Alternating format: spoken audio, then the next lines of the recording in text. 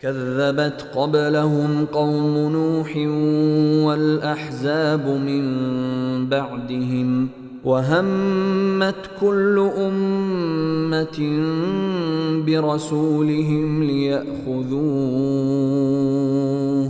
وجادلوا بالباطل ليدحضوا به الحق فأخذتهم فكيف كان عقاب۔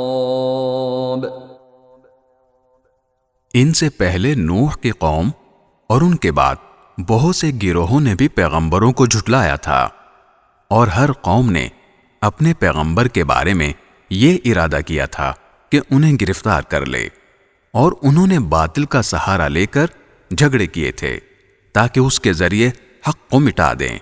نتیجہ یہ ہوا کہ میں نے ان کو پکڑ میں لے لیا۔ اب دیکھ لو کہ میری سزا کیسی سخت تھی۔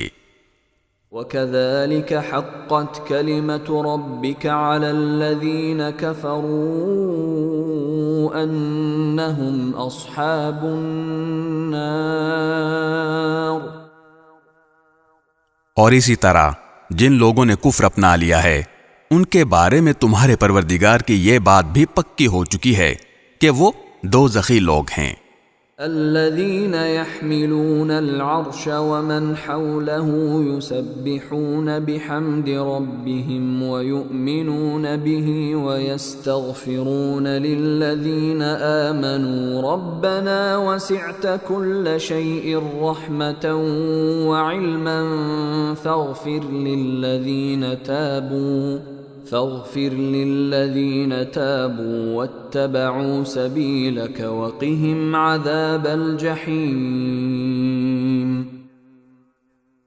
وہ فرشتے جو عرش کو اٹھائے ہوئے ہیں اور جو اس کے گرد موجود ہیں، وہ سب اپنے پروردگار کی حمد کے ساتھ اس کی تسبیح کرتے رہتے ہیں اور اس پر ایمان رکھتے ہیں، اور جو لوگ ایمان لے آئے ہیں ان کے لیے مغفرت کی دعا کرتے ہیں کہ اے ہمارے پروردگار، تیری رحمت اور علم ہر چیز پر حاوی ہے، اس لیے جن لوگوں نے توبہ کر لی ہے اور تیرے راستے پر چل پڑے ہیں ان کی بخشش فرما دے اور انہیں دوزخ کے عذاب سے بچا لے۔